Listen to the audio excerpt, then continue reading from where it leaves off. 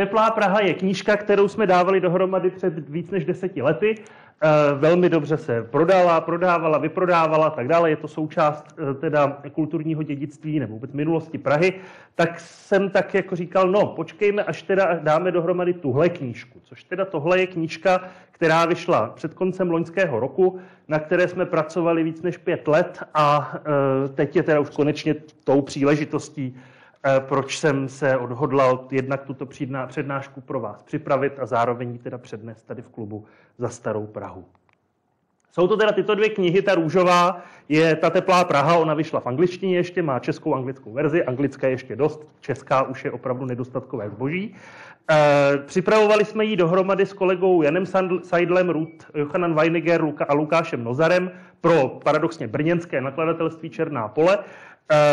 A je to vlastně kniha, která určila metodu nebo způsob, jakým budu vám dneska Teplou Prahu přibližovat. Je to totiž knížka, je to průvodce. Je to knížka, která zvolila, upřednostnila topografické hledisko. Je to historická topografie Prahy. Oproti tomu teda tato nejnovější kniha Obrazy jiné touhy, kvír umění a vizualita v českých zemích, tak to je teda vědecká knížka, ale snažili jsme se ji udělat formálně co nejatraktivnější. Před 2 týdny se dostala do nejužší nominace na nejkrásnější českou knihu, tak případně držte palce. A nicméně je to teda kniha, která vzešla z konference v roce 2019. Podílelo se na ní 13 autorů a autorek a je to teda tematická kniha, kde je teda několik různých velmi různorodých témat, které se týkají obraznosti, vizuality a umění. A zabývá se přibližně taky těmi posledními 200 lety. Takže některé, o co teda půjde v té dnešní přednášce, některá ta témata a některé ty kapitoly budou z této knihy, ale budu vám je ukazovat topograficky, budu vám je ukazovat jaksi na jakési pomyslné mapě Prahy. Co je to queer minulost a k čemu je dobrá? Queer minulost je... Nejdřív se dostaneme k tomu, co to je teda to slovo queer. Tady je takový slovníček, nepředpokládám, že možná jste samozřejmě třeba v médiích nějaká ta slovíčka zaslechli, zastihli, ne úplně, třeba jste si je hledali, tak abychom si rozuměli vůbec o tom, co dnes, o čem budeme mluvit. Když budu hovořit o genderu, což se teda odkazuje hlavně k těm dalším definicím, tak gender je sociální rod. Rozdíl mezi genderem a pohlavím je ten, že pohlaví je biologické, gender je sociální rod, tedy v jakém rodu jsme od narození vychováváni, socializováni. To slovo queer, psáno Q-U-E-R, je z anglického původem, ten původní význam ještě ze středověku je divný, podivný, zvláštní, nenormální, taky bychom mohli říct, které už se u 19. století používalo jako nadávka vůči neheterosexuálním lidem. My ho v současnosti používáme v zásadě jako 3 nebo 2 takové hlavní, v 2 hlavních významech. Tím prvním je, že ho používáme jako zastřešující pojem pro všechny nenormativní identity, pro geje, lesby, lidi trans, bisexuální, asexuální a tak dále.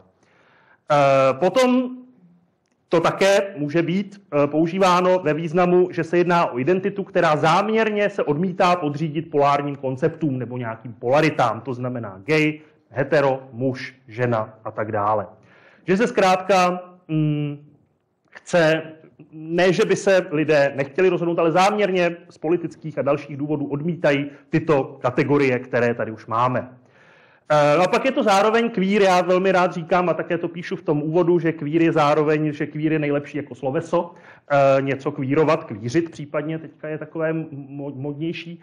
A sice, že je to narušování zažitých a v lecčem z toxických norem, především patriarchátu, ale i dalších různých norem. Prostě nenormativní, ne nenormální, ale nenormativní. Co je to transgender? Transgender nebo transidentita je člověk oproti identitě cis nebo normativu cis. Transgender je člověk, jeho genderové sebeurčení, tedy to z té sociální role, toho sociálního rodu, se neshoduje s pohlavím, kterému bylo přiřazeno při narození. Budeme o tom právě v souvislosti s jedním tím příběhem, který bych vám chtěl sdělit, hovořit. A co je to drag? O tom také budeme hovořit. Drag je něco jiného než transgender. Je to z anglického tahat, protahovat, táhnout za sebou a podobně. což označuje spíše jako kulturu převleků za účelem zábavy, případně kulturní produkce a tak dále. Často jsou to právě převleky za opačné pohlaví, včetně jako kostýmů, včetně nějakého líčení, případně vlasů, vousů a podobně. Nejsou to jenom převleky mužů za ženy, ale samozřejmě známe i opačné. A samozřejmě známe to i z filmové produkce, z popkultury a tak dále, kdy se Marlene Dietrich v slavném filmu Maroko na sebe vzala mužský oděv, bylo to obrovský skandál a vlastně pak to bylo napodobováno po celém světě západním.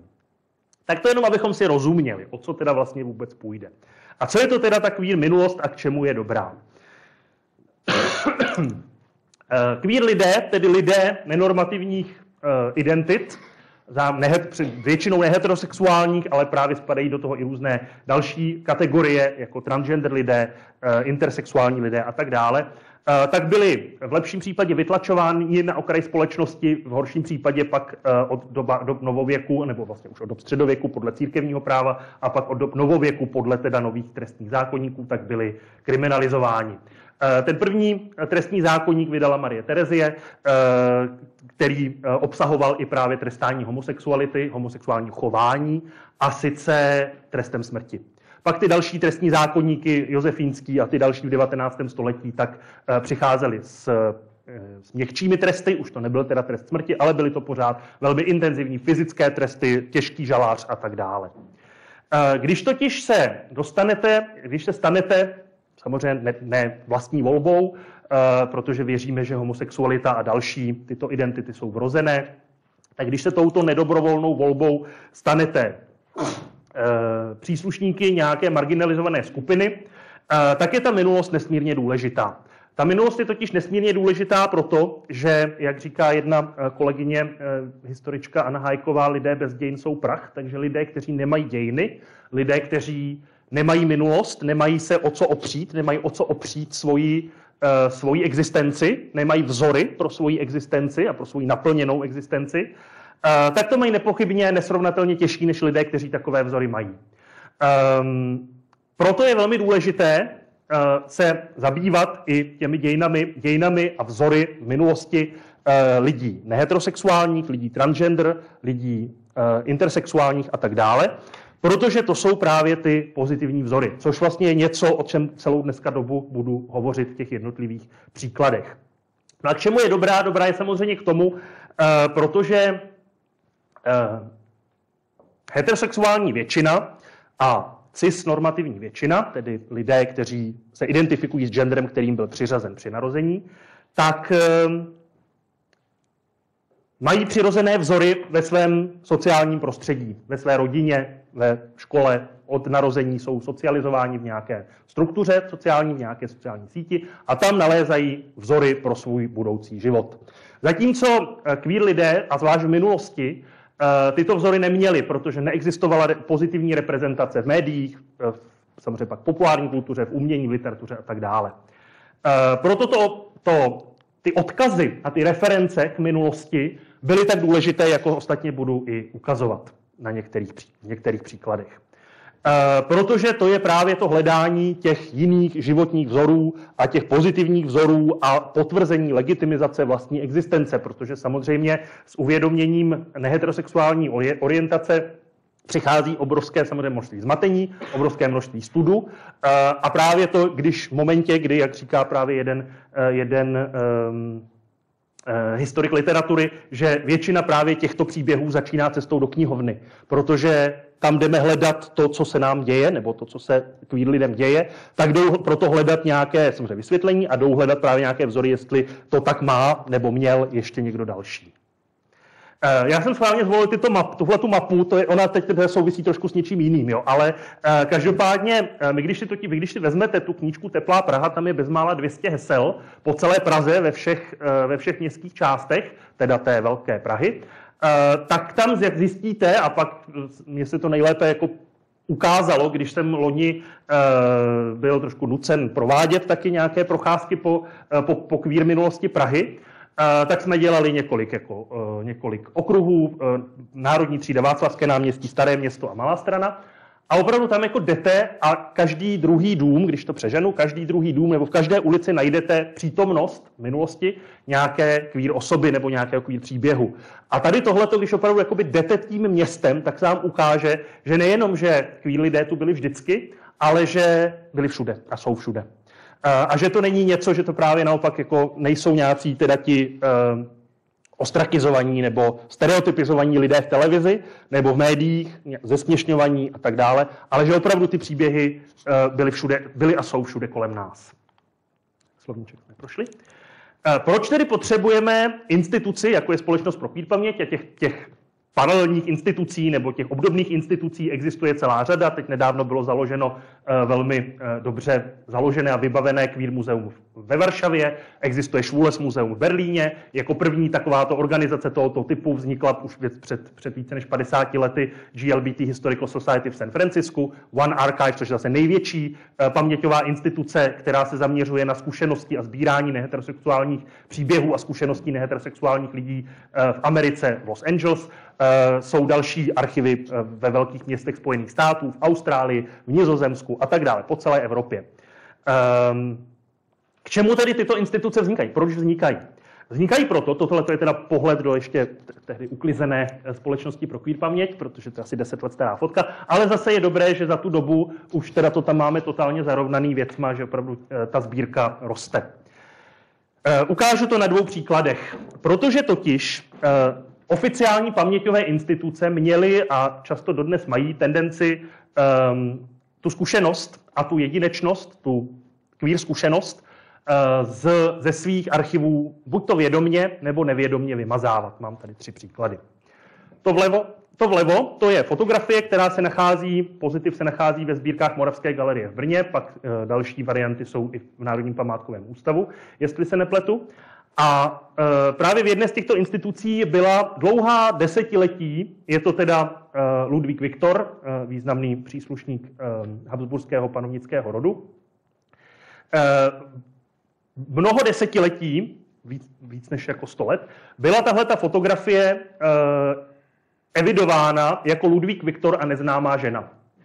Nicméně tady tato fotografie nezobrazuje Ludvíka Viktora a neznámou ženu, ale je to dvojexpozice. Je to Ludvík Viktor a takzvaně Ludvíka Viktoria, jak se pak nalezlo na jedné z těch fotografií, a sice Ludvík Viktor právě v dragu, tedy v ženském přestrojení, v ženském převlečení. Ludvík Viktor jako asi nejvýznamnější homosexuál v našich končinách v historii, tak pořádal právě různé tyto drag večírky, party, slavnosti a tak dále, kde probíhalo právě převlékání za opačný gender.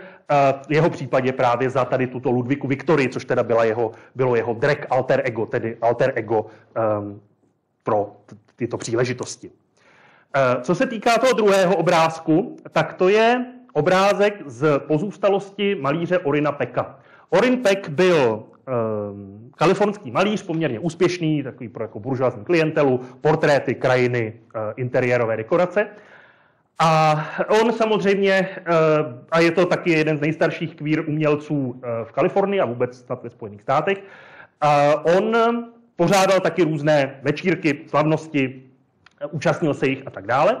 A v Huntington Library v Pasadíně, kde se nachází ta jeho pozůstalost, ten jeho archiv, tak jsou 3 krabice fotografií. Je to krabice mužů, krabice žen, z nějakého důvodu prostě někdo, když to třídil, tak měl prostě potřebu to rozdělit podle genderu, takže je to krabice fotografií s muži, krabice fotografií s ženami a krabice neznámých lidí.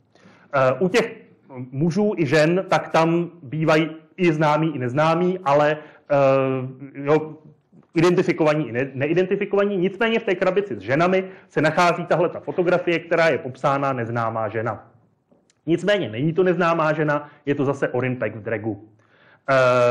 Při jedné ze slavností. A k tomu jsou jako další fotografie z té samé slavnosti, kde jsou jako další účastníci tohoto večírku. Ono velmi často právě tady ty drag performance nebyly tak, jak si představíte, nebo jak známe z dnešní popkultury, že je to spojeno s nějakou jako imitací hudební, tak to většinou nebylo, ani vlastně ten jeden příklad, o kterém budu mluvit, tak s tím nesouvisel.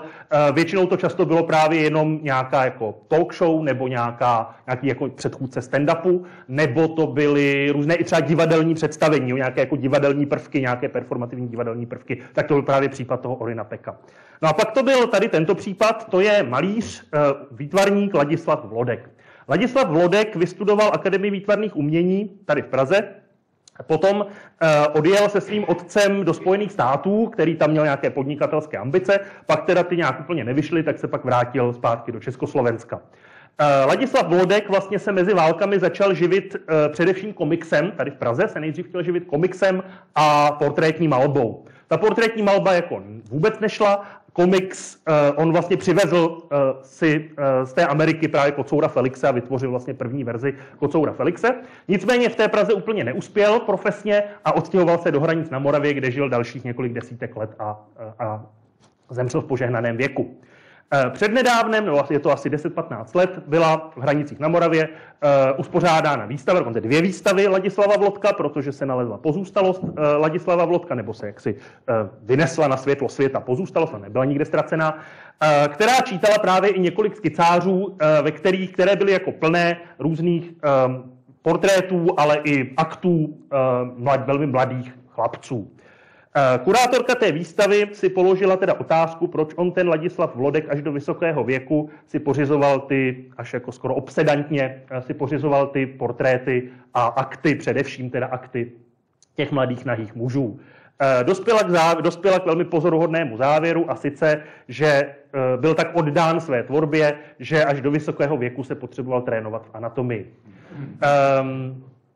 Pak si položila ještě jednu otázku, která s tím trošku souvisí, protože on se nikdy neoženil. Dospěla rovněž k pozoruhodnému závěru, který spočívá v tom, že on se nikdy neoženil, protože se chtěl naplno na 100% svého času a pozornosti věnovat umění. Kdyby nicméně zabrousila do trošku úplně jako jiných historických vod, tak by zjistila, že Ladislav Vlodek v době, kdy byl v Praze, v těch 30. letech, tak, že byl vlastně jedním z mála ilustrátorů časopisu Nový hlas, což byl jeden z prvních časopisů queer community v Praze, který měl samozřejmě za cíl odtrestnění homosexuality. Byl to aktivisticko-kulturní časopis pro neheterosexuální lidi. Tak to celkem vysvětluje, proč se nikdy neoženil a proč si teda maloval ty nahé muže. Proč tedy potřebujeme vlastní historiografii? Vlastní historiografii pro queer lidi potřebujeme tedy proto, že potřebujeme znát potřebujeme poznávat ty historické vzory. Potřebujeme samozřejmě se dozvědět i něco o té opresi, které queer lidé čelili, které byli vystaveni, a to ať už diskriminaci, anebo vyloženě kriminalizaci, což prostě bez toho historického výzkumu nezjistíme. A zároveň, co je jako v tomhletom velmi důležité, že my vlastně nezjistíme různé ty nechci říct nesrovnalosti, ale různé ty nerovnosti v té kriminalizaci homosexuality. Proč se třeba v některém okrese kriminalizovala homosexualita víc než v jiném? Proč se v některém okrese dávaly daleko tvrdší tresty než v jiném? A tak dále. Což samozřejmě pak vyplyne ze zkoumání těch kriminálních případů. Nicméně, já jsem historik umění, proto já se těmi kriminálními případy zabývat nebudu, nicméně upozorňuji na jejich důležitost už jenom proto, že právě ta kriminální dokumentace nám identifikuje ty subjekty zájmu, identifikuje nám ty queer lidi v minulosti a můžeme se pak zabývat jinými aspekty jejich života, můžeme jim samozřejmě dát nějakou autonomní agenci, můžeme jim dát hlas. Můžeme se zabývat jejich kulturní produkcí případně. Nicméně bez té identifikace to neuděláme. A zároveň vlastně přes ty kriminální případy samozřejmě se pak dostáváme k dalším, protože samozřejmě to byly vždycky řetězová, nebo velmi většinou to byla jako řetězová vyšetřování, že od jednoho se dostali k druhému, třetímu, 12. a tak dále. Zároveň je ale důležité si uvědomit, že vlastně tady ta kriminální hrozba, anebo často i právě kriminální stíhání bylo běžnou součástí životů hlavně teda homosexuálních mužů, ale i některých žen během celého 19. a 20. století. No a vlastní historiografii potřebujeme protože cis, normativní, heterosexuální většinu, ať už jsou sebe tolerantnější badatelé, tak prostě některé ty indicie v těch příbězích, v těch biografiích queer lidí nenapadnou. Já si samozřejmě nejsem přesvědčen, nebo jsem přesvědčen o tom, že nikdo z těch lidí, kteří buď to špatně zařadili, špatně popsali ty fotografie, nebo pak teda kurátorka té výstavy Ladislava Vlodka, že to samozřejmě nemysleli to zle, ale prostě je to nenapadlo, protože to je něco, s tím nemají zkušenost. A proto potřebujeme i queer historiky, historičky umění a kultury a vůbec, protože jsou schopni vlastně rozeznat ty prvky v těch biografiích, které jinak zůstanou nepoznány. Takovým ústředním momentem v queer dějinách, ke kterému pro toho zmiňuji, že se k tomu ještě vrátím, ústředním momentem v dějinách emancipace neheterosexuálních lidí u nás byla návštěva Magnuse Hirschfelda v Praze. Magnus Hirschfeld byl významný lékař, psychiatr, ale i měl velmi blízko ke kulturní historii, měl obrovskou knihovnu, měl obrovskou sbírku grafik, měl prostě velké možnosti a založil si Institut für Sexualwissenschaft, který byl umístěn v Berlíně a kde se právě zabýval různými, ať už neheterosexuálními identitami, anebo pak i třeba různými jako odchylkami, jako byly právě transgender identity, anebo pak právě i ty intersexuální poruchy, kterým se vlastně on začal zabývat vůbec jako první i lékařským způsobem.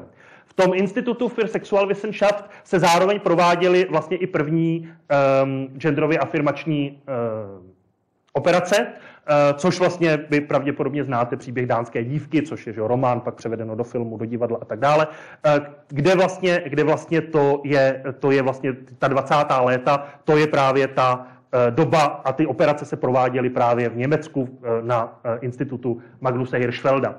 Během těch 20. let tam těch operací proběhlo hned několik.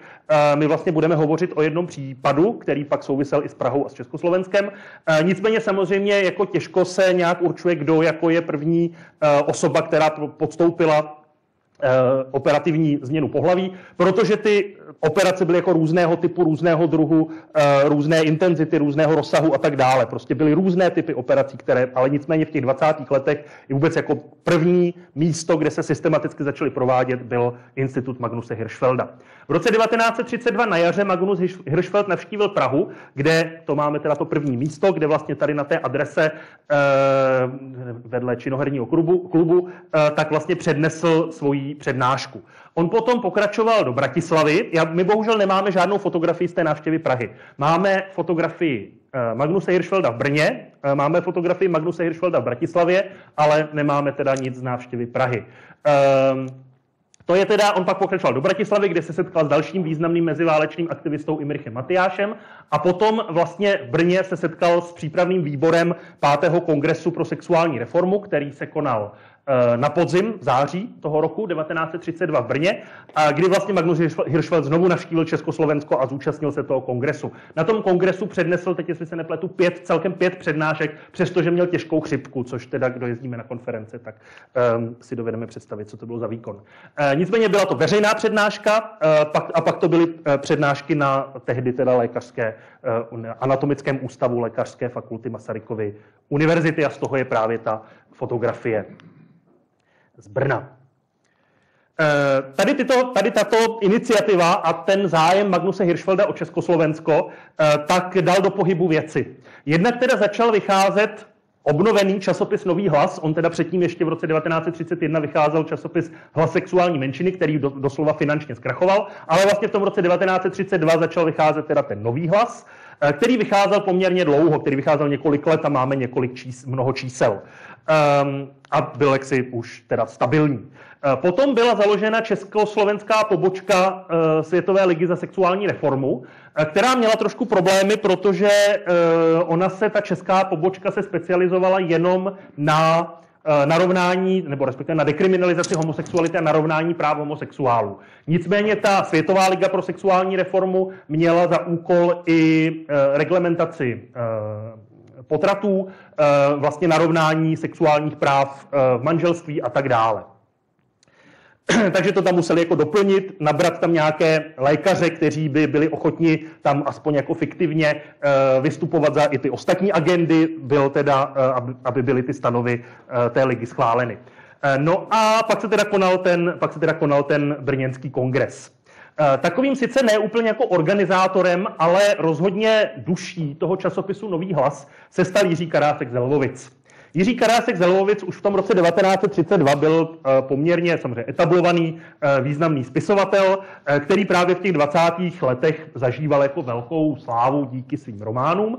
Letos mimochodem slavíme z té výročí od vydání časopisu Ganymedes, což byla novela, která vyšla jako součást románu Tří mágů, což byla jako série novel, což je velmi otevřený příběh právě o Radovanovi, což je mladý dospívající chlapec, který si uvědomuje svoji homosexualitu, svoji jinakost. Ten román je velmi otevřený, opravdu jako velmi samozřejmě nadčasový a právě velmi na tu dobu pokrokový. Jiří Karásek z Lvovic publikoval v časopisu Nový hlas celou řadu článků, ať to byla literární činnost, anebo to byly pak právě i různé historické texty. Protože on si velmi dobře uvědomoval, že právě ta historická legitimita, ty ať už příběhy, anebo i kulturní dědictví jiných queer lidí v minulosti, takže jsou vlastně nesmírně důležité právě pro ten emancipační boj. Takže on tam právě velmi se zasazoval a několikrát tam připomínal případ Oscara Wilda a vlastně celé to jako očištění toho jeho jména, které bylo samozřejmě pošpiněno i tady v našem prostředí, tou jeho samozřejmě homosexuální kauzou a následným uvězněním, tak on se právě prostřednictvím těch článků snažil ho očistit. A právě vzít jako takového martyra a jako takový případ, který má být tím argumentem pro otrestnění homosexuality. Jiří Karásek z Lvovic zároveň v této době už měl založenou a poměrně jako v běhu rozšiřující se uměleckou sbírku. Ta ambice umělecké sbírky Jiřího Karáska z Lvovic byla poněkud bizarní z dnešního pohledu. On vlastně se snažil založit, on věřil v panslavismus, panslavistickou myšlenku, snažil se založit vlastně sbírku, která by právě zahrnovala ať už historické, ale především současné umění slovanských národů. A tím se vlastně snažil ukázat, že právě Slované si jsou bližší a proto by vlastně měli tvořit ty národní státy slovanské, protože prostě to je nějaká jako jiná kultura než germánská. On vlastně tady s tou ambicí té sbírky začal ještě před první světovou válkou. On si mimo jiné začal v té době objednávat umělecká díla od školy Jacka Malčevského, což byl významný varšavský umělec, profesor na Varšavské akademii, který byl ale velmi pokrokový. On se třeba stal, na rozdíl od všech pražských profesorů, tak se stal jedním z prvních členů vídeňské secese. A jeho žáci. Přes Jacka Malčevského se dostal k umělci Vlastimilu Hofmanovi. Vlastimil Hofman byl žákem Jacka Malčevského a pak vlastně se usadil na jihu Polska a Karásek se s ním seznámil. Oni se velmi spřátelili, on měl velké pochopení pro Karáska, pro jaksi i jeho jinakost, odlišnost. A Karásek si u něj začal objednávat velké množství různých obrazů, ale i ilustrací. Vlastimil Hofman měl být ilustrátorem celé řady Karáskových novel nebo i básnických sbírek, nicméně většinu pak nerealizoval těch ilustrací. Ale pak to byly právě třeba i tady různé mytologické postavy. Největší a nejvýznamnější je ten obraz Ganyméda. To je Vlastimil Hofman pak. Vlastimil Hofman byla v takové chatičce, nebo v takové jako roubence na jihu Slovenska, na jihu Polska. Karásek občas navštěvoval, ale samozřejmě hlavně ten kontakt probíhal korespondenčně. Co je na tom zajímavé, že Karásek vlastně opravdu jako velmi přesně popisoval a často i předkresloval, jaká má být ta kompozice, jakého věku mají být ti modelové a tak dále. Samozřejmě z dnešního pohledu poněkud problematické je, že ne teda na těchto obrazech, ale na některých dalších ti modelové jsou zjevně pod 15 let. Nicméně ten obraz Ganymedes, který je opravdu jako velmi rozměrný, tak se stal takovou jako dominantou té queer části, která nebyla velká a byla roztroušená po celé té galerii v Karáskově, tak se stal takovou queer dominantou. Svědčí o tom to, že ho třeba obdivoval Václav Krška, další významný queer režisér, dramatik a organizátor. psal právě o tom obdivu tohoto obrazu právě a samozřejmě toho zobrazeného modela, pochopitelně, tak psal Karáskovi v korespondenci. Ta sbírka Karáskova se potom, vlastně Karásek jí pak se rozhodl odkázat Sokolu a výměnou za to byla ta sbírka umístěna v Tyršově domě, proto ostatně ho tady zmiňuji a ukazuju teda tady tu část sbírky, ve které jsou některé ty Hofmannovy obrazy. Nicméně ta sbírka pak byla rozprášena stejně tak jako Karáskova knihovna, vlastně sice zůstala v památníku národní, nebo dostala se do památníku národního písemnictví, ale vlastně jako v té celistvosti a v tom systému, jaký mu Karásek vtiskl, tak vlastně se rozpadla, vlastně na tom se pracovalo pak až po roce 1990. Velmi dobrým přítelem Jiřího Karáska z Lvovic byl mladší malíř Jan Zrzavý. Jan Zrzavý se narodil v Okrouhlici do rodiny takového poměrně despotického otce. Nicméně pak teda směřoval na Vysokou školu umělecko-průmyslovou, kterou nakonec nedokončil. Přibližně v roce 1907, jak o tom svědčí Karáskovy vzpomínky, tak za ním přišel Zrzavý. Totiž ta Karáskova galerie neměla jenom teda tu queer část té umělecké sbírky, ale ona měla i queer část té knihovny. Což bylo možná ještě důležitější než ty obrazy, protože v té knihovně se nacházela vlastně jak soudobá, tak i historická literatura. Byly tam Shakespeareovy sonety, básně Sapfo, Platónův Sympozion, vlastně všechna tady tahle jako klíčová díla, kde se nějakým způsobem tematizuje nestejnopohlavní láska nebo vztahy, touha. A pak to byly teda samozřejmě i dobové sexuologické spisy, jako Richard von Krafft-Ebing, jako právě i Magnus Hirschfeld a další. Takže tam vlastně ta Karáskova sbírka, ta Karáskova knihovna především, opravdu byla tím jako v zásadě asi jediným relevantním zdrojem, kde se k těmto relevantním informacím, ať už historickým nebo soudobým, dalo dostat, těm referencím, těm vzorům. Jan Zrzavý tedy pochopitelně, když přišel do Prahy, tak poměrně záhy se seznámil s Karáskem. Pravděpodobně ho navštívil právě za tímto účelem, že teda ho zajímaly samozřejmě nějaké reference k jeho jinakosti. Nicméně Jan Zrzavý přinesl také ukázat nějaké obrazy, protože Karásek už v té době samozřejmě taky sbíral umění, tak mu přinesl ukázat nějaké své obrazy a našel u něj velké pochopení, našel u něj velkou oporu.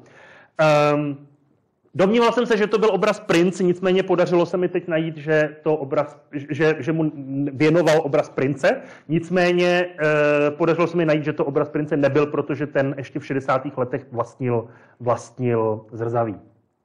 To je tento obraz. Vidíte, že ten obraz je jako velmi jednoznačně, je tam teda ten princ s tím perlovým náhrdelníkem, s tím make-upem, blondětými vlasy, což by samozřejmě mohlo právě odkazovat i k jiným Karáskovým dílům, právě k tomu románu Tří mágů. V Zrzavého pozůstalosti, nicméně ten obraz to nebyl, jak říkám, ten Zrzavý měl ve svém vlastnictví až do 60. let. Byl to pravděpodobně jiný obraz. Co se týče toho, jak teda víme, protože co se týče Karáska, tak my vlastně máme velmi otevřenou korespondenci, ve které právě s tím Hofmannem například, ve které se právě jako referuje velmi otevřeně o různých, protože oni si psali velmi dlouho, oni si psali vlastně od roku 1913 až do Karáskovy smrti, ale takže on tam jako velmi otevřeně hovoří i právě o svých partnerských vztazích a o svých partnerech a Hofmann naopak jako právě dává pozdravovat ty různé partnery, které Karásek za tu dobu vystřídal. Za stolik jich nebylo, jo, byly třeba 3. Potom, co se teda týká Zrzavého, tak tam vlastně máme 2 dopisy. Je to teda tento dopis z roku 1908, ve kterém se teda vyznává jednomu ze svých přátel z takové jako velmi exaltované náklonnosti. Nicméně z toho nemůžeme nic usuzovat, nicméně jako co je zásadní, tak je tento dopis, ve kterém který je dlouhý, to nejsou jenom tyhle 2 stránky, on má, myslím, že 5 stran ten dopis, ve kterém teda Jan Zrzavý velmi otevřeně hovoří o náklonnosti ke svému spolužákovi z pražské Umprumky a právě tam hovoří o odlišnosti svého sexu, což je už poměrně explicitní důkaz. Těch explicitních důkazů v jeho korespondenci je vícero, jak se mi nedávno podařilo najít, k těm se ještě dostanu za chvíli. Nicméně těch jakýchsi explicitních vyjádření Zrzavého touhy po mužích najdeme i v jeho díle poměrně velké množství. Jsou to různé kresby, jsou to pak samozřejmě i malby, tohle je teda pastel a tak dále. Zrzavý byl zároveň velkým milovníkem historie a s tím se pojí právě i nějaké jako vyzdvihování těch queer vzorů z minulosti. Jednak je to teda ilustrování Shakespeareových sonetů, které pravděpodobně inicioval sám Zrzavý, protože on si nejdřív koupil v antikvariátu, máme k tomu účtenky, on teda taky nic nevyhodil, on dost jako hromadil věci, což teda díky tomu teda máme podrobnosti o celé řadě velmi bizarních detailů z jeho života. Nicméně máme teda účet k tomu, když si koupil v 50. letech právě ty Shakespeareovy sonety a máme pak k tomu korespondenci, že o té četbě těch sonetů a speciálně o té četbě těch genderově neutrálních nebo respektive těch genderově ambivalentních sonetů Shakespeareových, které můžou být určeny teda pisatelem jak pro muže, tak pro ženy, tak že je jako vnímá právě tímto způsobem. A inicioval tedy to, že ty sonety ilustroval. Originály se nachází v galerii v Havlíčkově Brodě. Tohle je teda litografie z té jedné ilustrace. Jsou tam teda, je tam jak mužská láska, tak i ženská láska stejnopohlavní. Co se týče těch míst, protože pořád se teda bavíme o teda nějak té Praze, tak co se týče těch míst, tak Jan Zrzavý vlastně bydlel na takových jako dvou významných bydlištích od 30. let, pak teda s výjimkou válečné přestávky, kdy se přestěhoval do Vodňan, tak bydlel v Bubenči, to je ten dům vlevo, a pak se v roce 1958 přestěhoval do toho domu na Zámeckých schodech. Je to teda, on teda, nemám lepší fotku, je to ten červený s tou Zrzavého bystou, to asi všichni znáte, že? Ten dům, jak on se k tomu domu dostal, tak on vlastně ten dům rok předtím v dezolátním stavu koupila Hana Vichterlová, se kterou on se dobře přátelil a ona mu tam vlastně pronajala celé to jedno patro, které vám ještě za chviličku ukážu. V té Zrzavého pozůstalosti je velmi patrné, že on se vlastně snažil celý svůj život navazovat jak sexuální, tak romantické vztahy s muži a nikdy to úplně nevyšlo. Jednak teda o tom svědčí ten dopis, který jsem vám ukazoval z toho roku 1911. On to psal ještě v takové jako situaci, kdy jeho otec ho chtěl poslat do Lvova nebo do Krakova pracovat pro Banku Slávie, protože ho vyhodili zrovna z pražské Umprumky, tak to psal jako v takovém jako situaci, že teda nejspíš odjede a že teda je potřeba to s tím vytouženým mužem nějak rozseknout. Což se teda pak nakonec nenaplnilo, on se pak vrátil do Prahy, seznámil se s Bohumilem Kubištou a začala vlastně další taková platonická romance, protože je naprosto zjevné pak z těch nekrologů, ke kterým se vracel po celá 20. léta Bohumila Kubišty, takže do něj byl minimálně platonicky zamilovaný a vlastně snažil se tím vztahem s Kubištou a tím souzněním uměleckým, osobním i spirituálním, protože oni byli oba vlastně jako jeli v nějakých z těch spirituálních alchymích, tak v těch spirituálních naukách, tak vlastně se snažil nahradit nebo nějakým způsobem do velké míry naplnit touhu po romantickém vztahu. Ani potom se mu to nedařilo, po celá teda 20. a 30. léta. On vlastně potom ve 30. letech taky pobýval hodně v Paříži, kde se seznamoval s různými světově proslulými umělci, a to byli především hudebníci. Byl jeden maďarský hudebník, se kterým poměrně slavný houslista, jehož jméno jsem teda zapomněl, ale se kterým právě v té době prožil nějaký romantický vztah, nebo platonický romantický vztah, samozřejmě o tom naplnění fyzickém samozřejmě úplně nevíme. Co se týče jeho romantických vztahů po druhé světové válce, tak my vlastně o romantických vztazích moc žádné zprávy nemáme, ale tam už teda zase máme zprávy, ať už pamětnické, anebo zase v té korespondenci, a to ještě povím vám za chvilku. Nicméně, co jsem chtěl říct, že jak teda Jan Zrzavý po celý svůj život neměl vlastně žádný stabilní romantický vztah, tak on se skoro až jako obsedantně zabýval tím zařizováním těch svých bytečků. Ať už to byl ten byt v Bubenči, nebo to pak byl teda ten byt na těch Zámeckých schodech, vidíte, že je vlastně opravdu jako velmi bohatě, přestože to byl malý byt, to byl třípokojový byt s kuchyní v té Bubenči, tak on ho měl jako opravdu velmi vyšperkovaný a velmi jako zařízený velmi vybranými vybranými díly, sbíral barokní plastiku, má tam tu svoji kopii Leonardova Jana Křtitele, což je samozřejmě nějaká další queer reference, protože samozřejmě ta Leonardova homosexualita byla vlastně v té době asi nejznámější díky spisku Sigmunda Freuda, vzpomínka z dětství Leonarda da Vinciho, ve které se právě snažil doložit Leonardovu homosexualitu prostřednictvím jeho díla. Ta analýza je samozřejmě velmi závadná, ale prostě ta informace nebo to povědomí bylo zřejmé. Pardon. Byly známé i ty Michelangelovy homoerotické sonety, takže vlastně jakoby opravdu tady ta záliba v té renesanci sebou mohla nést i tento aspekt. Zrzavý měl teda ten pravý byt, to je teda půdorys toho domu, tady vidíte teda Zrzavý, ten měl teda jednu velkou cimru, pak teda tady dvě malý, ještě jednu vzadu. Tohle to je teda ta hala, ve které jsme ho viděli sedět. No a tam teda víme o tom, že pořádal i různé jako večírky, protože ten byt to umožňoval. Pak teda byt na těch zámeckých schodech,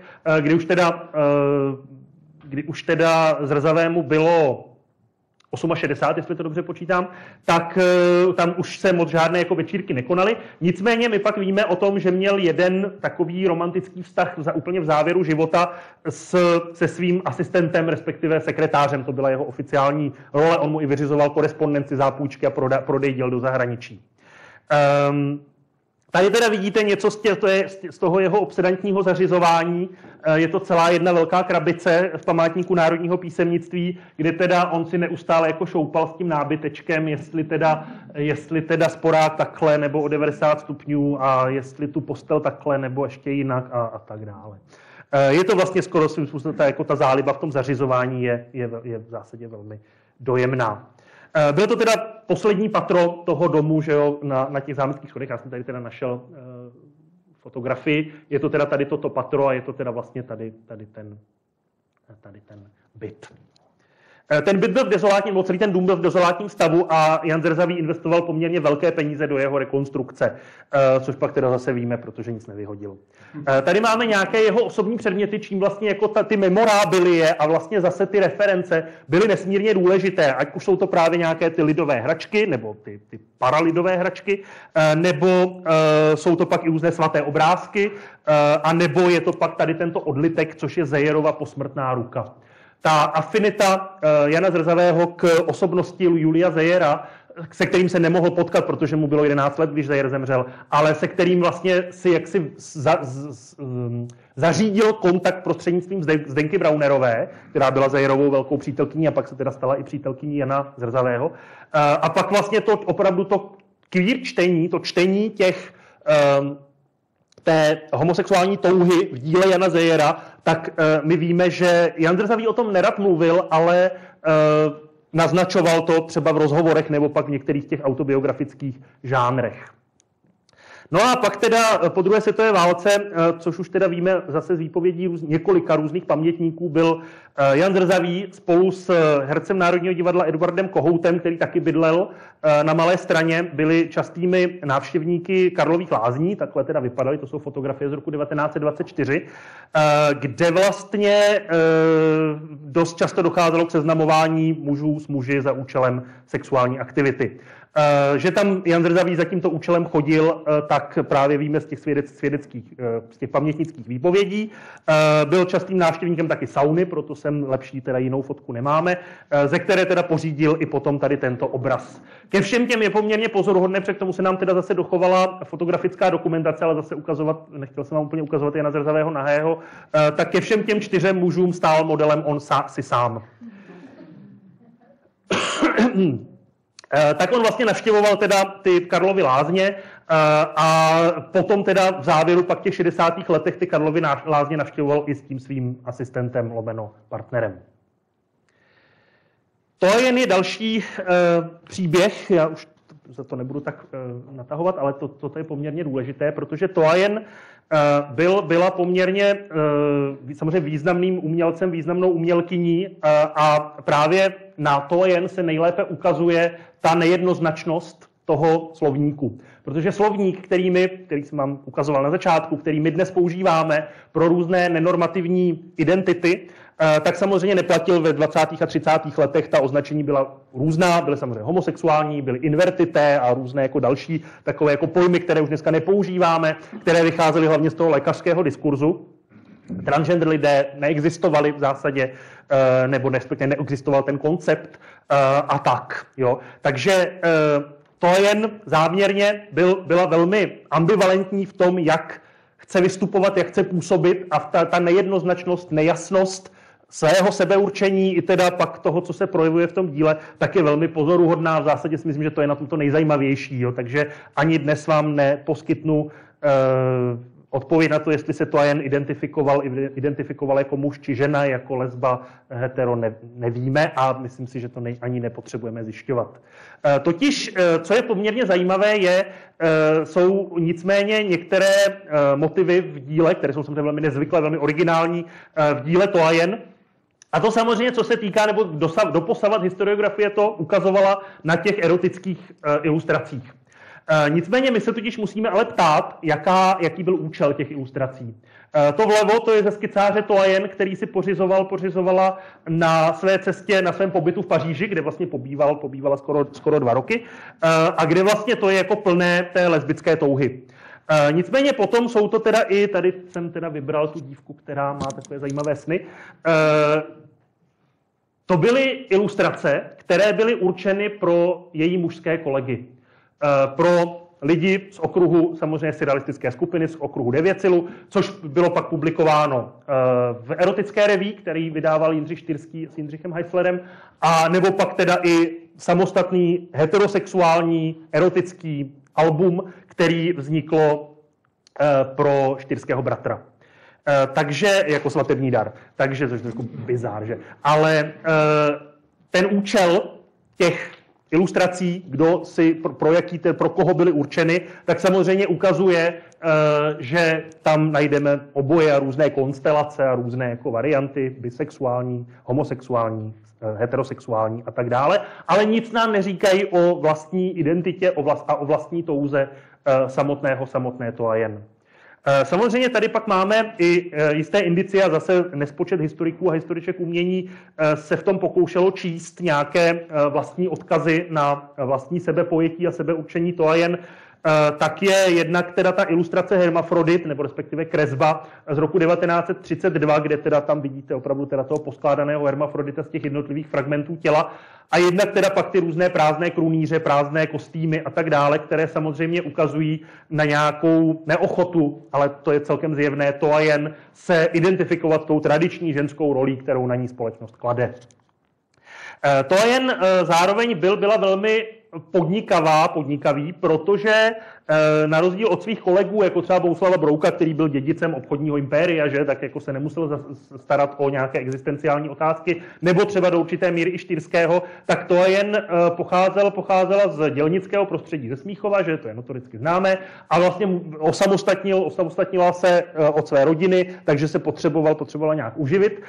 Takže kromě toho, že vlastně třeba byla opravdu jako velmi vyčerpávající kurátorem výstavy poezie 1932 v Mánesu, tak třeba to byl i tento podnikatelský záměr nebo aktivita, což byl obchod na potisk textilí, z čehož teda pochází jak ta fotografie v tom pracovním oděvu, tak teda pak ty slavné fotografie s těmi maskami, které jsou samozřejmě proti chemikálím, že? Ale byl to prostě obchod na potisk textilí, pro které samozřejmě Štyrský, Toajen a další navrhovali ty vzory. Toto je byt v Krásově ulici. Na rozdíl od svých mužských kolegů, teda queer mužských kolegů, tak Toajen do svého skromného, soukromého příbytku, a toho si dokonce všímají někteří současníci, nikdy nikoho nezval. Ten byt byl samozřejmě velmi malý, byla to teda novostavba ze začátku 20. let, byl to teda tento pokoj, na který navazovala koupelna a to bylo celý, byla to prostě garzonka, tedy naplnění ideálu nejmenšího bytu Karla Taiga, o kterém Karel Taige jenom básnil a sám teda samozřejmě, že bydlel v tom obrovském bytě od Gillara, ale to jen teda opravdu ten nejmenší byt žila. A zároveň pak ještě v roce 1942 ubytovala Jindřicha Heislera ve své koupelně, ve které Jindřich Heisler právě tvořil různé koláže, nebo pak teda i některé fotografie, tady vlastně ty hrábě s těmi svícemi jsou právě ty fotografie z té koupelny. Jindřich Heisler se tam ukrýval vlastně do konce války a to jen vlastně pak, že byla uznána i jako účastnice odboje. Velmi pozoruhodnou postavou byl Ladislav Fuchs, který se znal jak teda s Jiřím Karáskem z Lvovic, tak s Janem Zrzavým. On vlastně chtěl po Janu Zrzavém, aby ilustroval jeho román pana Teodora Munstocka, nicméně k tomu pak nakonec nedošlo. Nakonec to ilustroval Stanislav Kolíbal, jestli se nepletu. Ale takže bylo tam jakési propojení a mimo jiné teda Toyen se taky znala s Karáskem, protože tam právě taky Toyen teda na rozdíl od Zrzavého opravdu ilustrovala nějaké sbírky Jiřího Karáska z Lvovic. Ladislav Fuchs byl vystudovaný historik umění a vlastně až do roku 1963 se této profesi skutečně věnoval. On teda nejdřív působil na zámku Kynžvart, kde teda byl něco jako kurátor mobiliárních fondů, bychom dneska řekli, a kde teda měl za úkol vlastně zpracovat tu sbírku mobiliární na Kynžvartě. Nicméně ta sbírka byla v té době v docela dobrém stavu, nebylo to žádný jako blázinec, byly tam samozřejmě přivezeny nějaké svozy, takže tím se Ladislav Fuchs zabýval a potom vlastně pracoval v Národní galerii, tam to ještě jsem tak jako trošku rozplétám. Ladislav Fuchs vlastně pracoval v sekci, která se po válce zabývala konfiskáty a samozřejmě nějakým způsobem je třídila a zařazovala do sbírek státních institucí.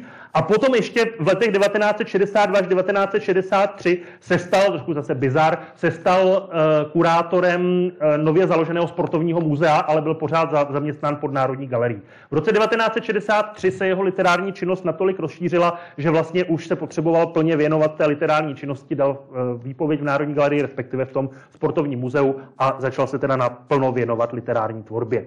Nicméně, on teda měl potom tady tento byt poměrně záhy, v 60. letech si pořídil tady tento byt v Dejvicích, ve kterém bydlel, byl to malý byt, byl to dvoupokojový byt, ve kterém bydlel do vysokého věku, teda jejího vysokého věku se svou matkou, a který zařídil tímto způsobem. Zařídil ho jako jakési muzeum kuriozit, on dokonce o tom i otevřeně hovořil, že jako vzorem pro to muzeum kuriozit v jeho bytě bylo právě ta sbírka kuriozit na Kynžvartě.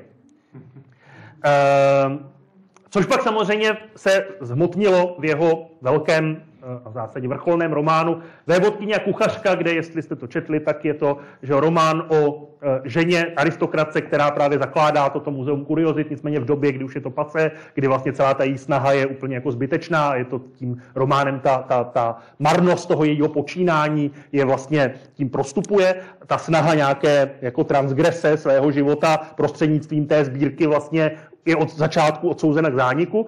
A Ladislav Fuchs vlastně toto celé napodobuje a zároveň velmi, a literární historici se zabývají tím, že samozřejmě identifikují jak vévodkyni, tak kuchařku právě jako Fuchsovo drag alter ego. Tedy on tam vlastně vystupuje v pozici těch obou a vlastně tu svou agenci dává do těch obou postav. Tady máme teda ukázku z té kynžvartské sbírky kuriozit. Zdeněk Koubek je vlastně jediná osoba, o které tady dneska budeme hovořit, která nemá nic společného s kulturní produkcí. Zdeněk Koubek byl sportovec. On ve 30. letech, na začátku 30.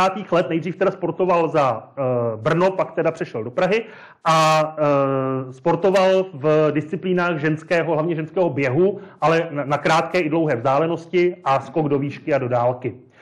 Zdeněk Koubek se právě v letech 1932 až 1935 stal držitelem několika světových rekordů, zastupoval na ženských hrách v Londýně a jak teda už jste asi pochopili, tak při narození mu byl přisouzen ženské pohlaví a tuto roli naplňoval až do roku 1935. V roce 1935 podstoupil vlastně první operativní změnu pohlaví, respektive genderově afirmační změnu pohlaví, protože on vlastně byl diagnostikován právě jako intersexuální osoba, tedy že má znaky obou pohlaví. Samozřejmě během jeho sportovní kariéry za to byl i vysmíván, i v tisku, jo, bylo to prostě takové jako velmi dehonestující, právě třeba na těch světových ženských hrách v Londýně. Nicméně v roce 1935 vyšla kniha Lídy Merlínové. Jo. On teda potom bydlel tady v tom objektu vlastně té tělovýchovné jednoty nějakou dobu právě v době té své sportovní kariéry, tak abychom to zase lokalizovali v Černé ulici, abychom to lokalizovali na nějaké místo. V roce 1934, jestli se nepletu, vyšla knížka Lídy Merlínové Zdenin světový rekord. Lída Merlínová byla významná lesbická aktivistka, spisovatelka a právě spoluzakladatelka toho časopisu Nový hlas, takže takhle se to všechno propojuje. A jeden z těch jejich románů byl Zdenin světový rekord. Byl to teda román, kde jsou i fotografie Zdeňka Koubka, takže je jako velmi možné, velmi jednoduché identifikovat, že jde opravdu o Zdeňka Koubka, že to není žádný fiktivní román, ve kterém samozřejmě Lída Merlínová píše o právě různých jaksi předsudcích a nějakých jako nehezkém chování jejich kolegů, spolusportovců. Nicméně to pak bohužel bylo trošku kontraproduktivní, protože oni si ten román přečetli a vlastně Zdeňka Koubka, tehdy teda ještě před vystupující v ženské roli, tak z toho sportoviště vlastně zakázali mu tam přístup. Tím vlastně ta sportovní kariéra Zdeňka Koubka skončila.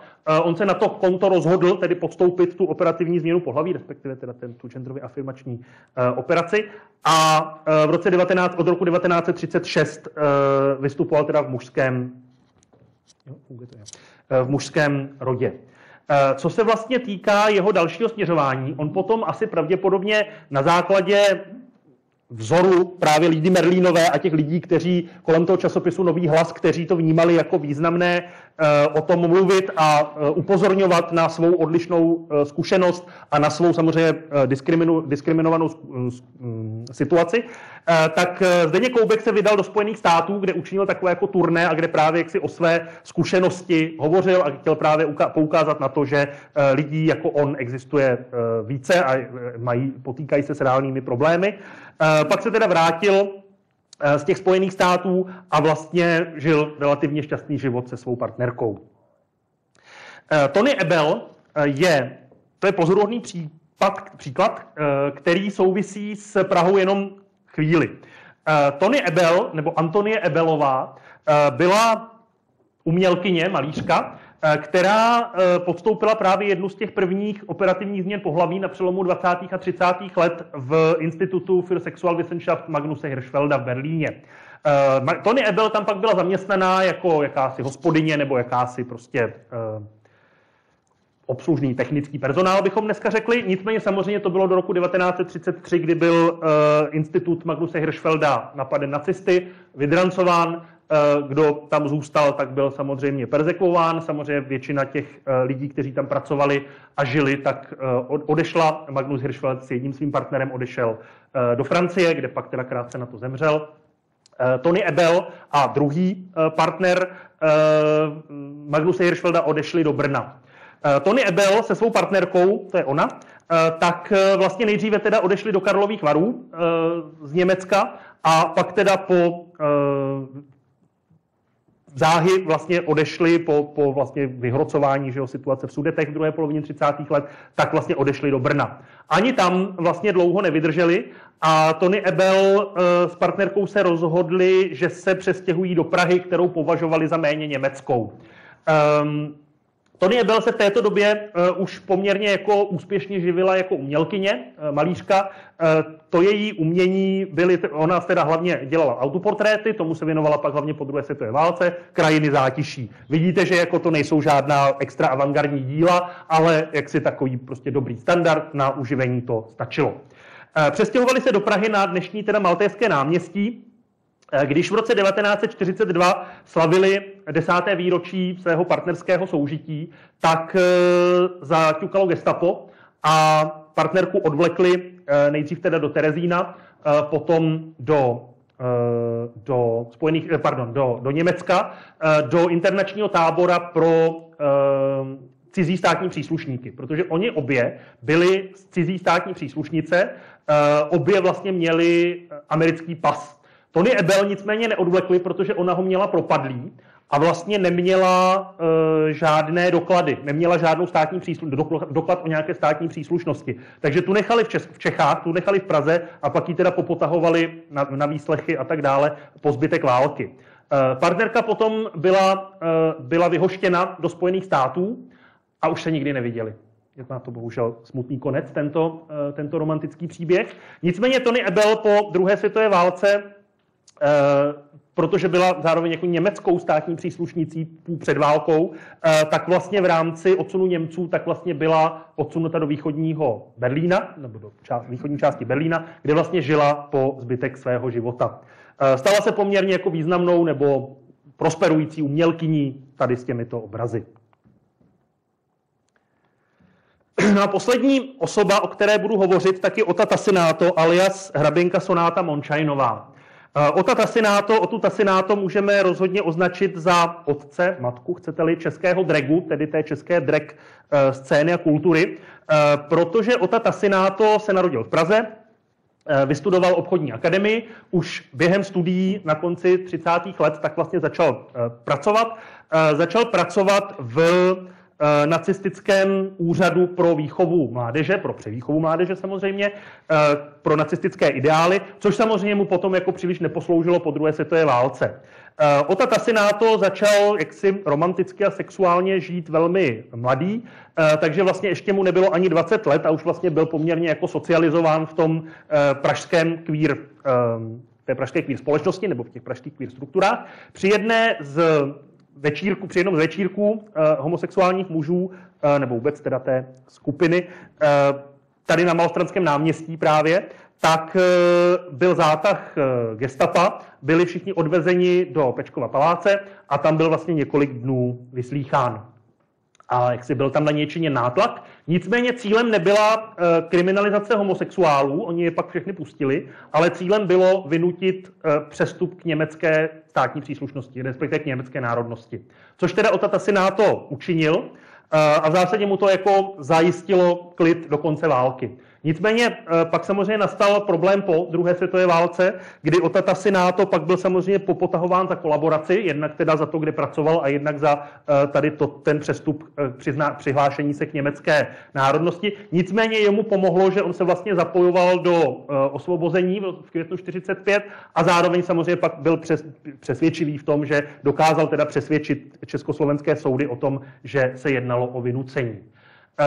Nicméně měl s tím problémy dalších 5 let až do roku 1950. Neustále byl jaksi prostě popotahován a zván na lidové soudy a tak dále. Tohle to jsou věci z pozůstalosti Oty Tasináta, které máme ve Společnosti pro queer paměť. Jednak je to teda ten krásný vějíř, se kterým vystupoval jako drag osobnost hraběnka Sonáta Mončajnová až do roku 2006. Pak jsou to vizitky, ono tam teda není přečtení, ale ta vizitka, na té vizitce je takovým jako italickým písmem vyvedeno, kurzivním písmem vyvedeno hraběnka Sonáta Mončajnová. Že měl opravdu tu prezentaci dotaženou do nejmenšího detailu, měl teda i ty vizitky. A pak jsou to jako různé další osobní věci, třeba kapesníček s vyšitým monogramem OT. Hraběnka Sonáta Mončajnová podle teda vlastních vzpomínek Oty Tasináta vznikla, nebo se zrodila tady v tomto bytě, což teda nebyl Tasinátův byt, ale byl to byt Václava Kršky. Václav Krška měl v prvním patře poměrně malý byt, kde se scházela taková jako malá uzavřená společnost a při jednom z těchto večírků Ota Tasinato, jak teda sám popisoval, uviděl šicí stroj a rozhodl se, že teda zrodí tady tuto ženu. Nebylo mu tehdy ještě ani 30 a nicméně prostě hraběnka Sonáta Mončajnová od začátku byla jako výrazně starší žena, přes 60, jo? A on do ní postupně jako stárl, dejme tomu. Tak na to opravdu vzpomínal. Spíchl si teda první šatky a opravdu jakoby ta vystoupení spočívala v tom, že to byly takové jako stand-upy nebo takové jako talk show s těmi účastníky, které samozřejmě mělo za úkol pobavit. Jako hraběnka Sonáta Mončajnová Tasináto vystupoval pak na večírcích, různých jako příležitostech a tak dále, až do roku 2006, zemřel v roce 2011. Pamětníci, třeba něco málo starší než já, si ho pamatují z podniků v Praze. tady je ten příběh, ten romantický příběh šťastný, protože on v hotelu Europa, respektive někdejším hotelu Šroubek, poznal, kde se scházela homosexuální subkultura v Praze, tak poznal svého budoucího partnera Františka v roce 1961 a o asi rok později tak měli improvizovaný svatební obřad, kterého se účastnila i ta Sinátova maminka. A bylo to údajně velmi dojemné, nebo prostě všichni plakali nakonec, kde si teda slíbili věrnost, to prostě klasický jako jakoby svatební obřad a vydrželi spolu až do Tassinátovy smrti v roce 2011. Tady jsou některé civilní fotografie, to je teda Ota Tassinato po druhé světové válce. On vlastně celý život pracoval jako úředník profesí. Pak si pořídili nádhernou chatu, kde pěstníři měli nádhernou rozkvetlou zahradu. A tady teda fotografie po roce 2000 s partnerem Františkem. Já jsem se pokusil v několika případech a příkladech vám ukázat, že to jsou nepochybně zajímavé příběhy, že queer historie má smysl minimálně pro queer lidi, protože jim poskytuje životní a historické vzory a životní a historickou legitimitu. A to, co jsme se snažili, to, co jsem se teda snažil tady tak chaoticky říct tou přednáškou a co jsme se teda snažili vtělit do té knihy, že queer lidé tu byli vždycky a byli a jsou všude. Děkuji. Se zabýval tím zvědavým a taky mě tak jako napadlo právě s tím Kubišou, jestli to byla jenom platonická láska, tak jsem rád, že mi to někdo potvrdil, že to není jenom platonická. Ne, nepochybně, ale jako opravdu, protože mezi nimi žádná korespondence neexistuje, takže vlastně jako nemáme se moc jako čeho chytit, ale vlastně i z těch jako paralelních pokusů navázat. No totiž jako moje teda hypotéza, protože já jsem s tím zrzavím teda trávím druhý rok tím výzkumem a je mi čím dál protivnější. On byl trošku jako nesnesitelný, a samozřejmě s věkem se to úplně nelepšilo. Takže já si myslím, že jakoby ten hlavní důvod nebyl ani tak jako nějaká homofobní společnost, ve které se nacházela, nemožnost samozřejmě ty překážky v navazování romantických vztahů i samozřejmě těch sexuálních vztahů tady existovaly, ale jako u toho zrzavého to bylo teda ještě podtrženo tím, že jako s ním fakt nebylo těch lehký výjít. A takže nejsou třeba nějaký náznaky rejpavých kolegů, malířů nebo kulturní společnosti právě tady na ten vztah? S tím Kubištou ne, protože oni opravdu, jako on se stal tím martyrem a vlastně do toho jako nikomu se jako nejspíš nechtělo jakkoliv vstupovat, jo, takže to spíš ne. To spíš, on byl opravdu jako, že tou mrtvou autoritou a teda nějakým způsobem jako se přes něj snažit jako rejpat do zrzavého úplně nemělo smysl, protože ono teda mimo jiné těch jiných možností, protože samozřejmě Praha byla a je malá, že jo, tak prostě těch možností, jak teda ho nějakým způsobem skandalizovat, byly jiný možnosti, jako případy. Jak to teda, že z té války bylo vlastně to gestapo, a jestli vůbec nacistický režim jako po těch lidech jako šel nebo ne? Šel. Samozřejmě, jo. Samozřejmě ono v těch 30. letech a zvláště v druhé polovině 30. let už ta kriminalizace homosexuality byla v zásadě jako byla papírová, prostě ty případy klesaly. Co je jako zajímavé, taky prováděli kolegové historici srovnání vlastně té situace před první světovou válkou a po druhé světové válce, protože my jsme že přejali ten rakousko-uherský trestní zákoník, takže ten paragraf byl stejný, to byl paragraf 129. Tak vlastně jestli po tom převratu československým, po válce, jestli nějakým způsobem jako tam došlo k nějakým výkyvům. A ani ne, naopak se zintenzivnila kriminalizace homosexuality, respektive stíhání homosexuálů a dokonce se jako zvýšila efektivita, protože že jo, jedna věc je stíhání a druhá věc je odsouzení a dokonce se jako zvýšila efektivita na krátkou dobu. Na začátku těch 20. let se zvýšila počet lidí, kteří byli stíháni, tak kteří byli zároveň taky odsouzeni. Ale co se týče pak teda té druhé světové války, tak tam vlastně byl, že protektorát přijal německý trestní zákoník, nacistický, Třetí říše, kde jednak teda i ten paragraf byl přísnější a pak teda i ty tresty byly přísnější. Kolega Jan Seidl vlastně udělal výzkum, nebo jeden z takových posledních výzkumných počinů byl ten, že vlastně v Praze se pravděpodobně konala poslední poprava za homosexualitu na evropském kontinentu, což byl teda ale nacistický funkcionář nebo prostě nacistický voják, důstojník. Bože, jsem zapomněl jméno, ten jeden pán z první republiky na tu sbírku Karásek. No. Tak tam to byl nějaký zámek? To je Teršův dům. No, protože to odkázal Sokolu už v těch 20. letech, nebo se jako domluvil se Sokolem, že to odkáže, tu sbírku jednou, až umře, tak oni mu poskytli vlastně celý jedno patro a zároveň mu poskytli byt, taky on tam jako bydlel. A ta sbírka, pardon, je? Ta sbírka je v památníku národního písemnictví, protože vlastně po roce 1951, kdy Karásek zemřel, tak vlastně ten majetek Sokola byl delimitován a tak dále. A vlastně tady ta Karáskova sbírka se stala součástí památníku národního písemnictví, sbírka i knihovna a je tam dodnes. Ale měl ten depozit. Ona je právě, jakoby ona není pohromadě a vlastně už nikdy tak pohromadě nebyla, tak jako to tam měl Karásek nainstalovaný, i ty knihy, jak měl seřazený a tak vlastně už nikdy takhle pohromadě se nesešlo.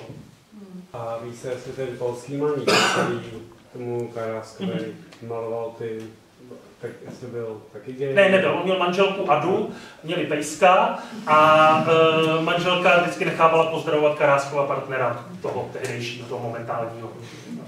To znamená ten Vlastimil Hoffman. Ano, Vlastimil Hoffman. No. Já se chci zeptat, ti dva partneři toho Hirschfelda, tím bylo myšleno pracovní nebo romantiční? Ne, osobní, jako soukromí. Partneři romantiční. Měli jako dva paralelní vztahy. A bydleli všichni spolu pohromadě.